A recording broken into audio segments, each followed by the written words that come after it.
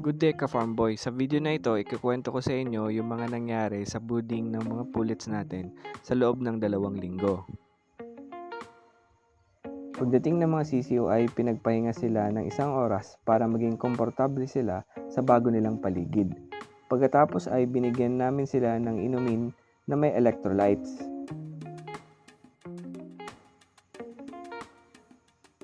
Ginagawa namin ito para mabalik ang sigla at mabawasan ang pagod nila galing sa biyahe. Ang painom na gamit namin ay may kasamang multivitamins na magbibigay sa kanila ng tibay ng katawan habang lumalaki. Sa una at pangalawang linggo ay 4 na beses kaming nagpapalit ng tubig. Ito ay tuwing alas 6 ng umaga, alas 12 ng tanghali, alas 6 ng hapon at alas 12 ng gabi.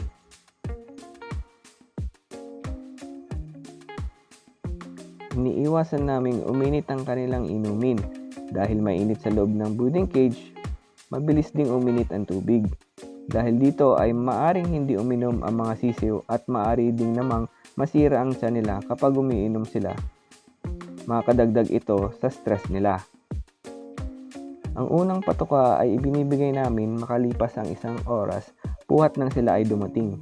Ang ibinigay namin ay chick booster na siksik sa nutrients na kailangan ng mga sisiw at angkops ito sa kanilang edad. Sinabog o ikinalat lang namin ito sa Manila paper sa lapag ng litter nila upang maturuan din silang tumuka ng pagkain. Ad libitum o unlimited ang patuka sa kanila hanggang 3 linggo.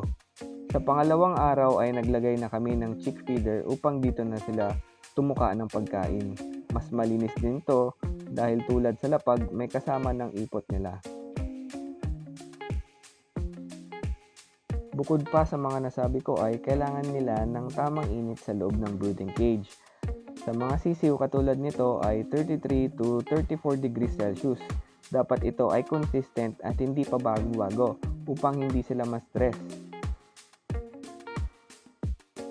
Maaari na ding palitan ng bagong ipa yung litter nila. Sa loob ng 14 days ay maaaring may ammonia buildup na rin sa loob ng brooding cage dahil naipon na ang ipot nila.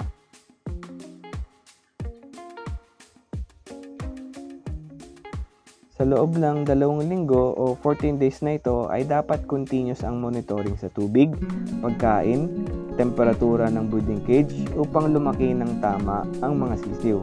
Ito muna mga ka-farm boy ang update namin sa sisiw. Follow lang kayo para makita nyo agad ang mga latest videos namin. Yun lang, happy farming!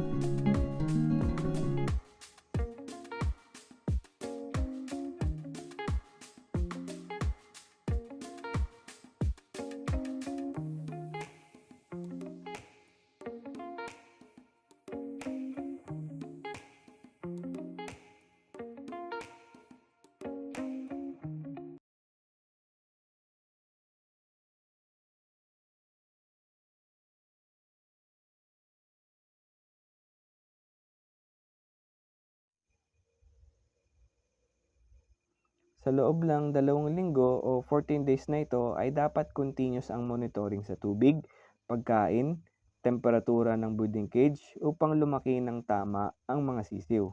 Ito muna mga ka-farm boy ang update namin sa sisiw. Follow lang kayo para makita nyo agad ang mga latest videos namin. Yun lang, happy farming!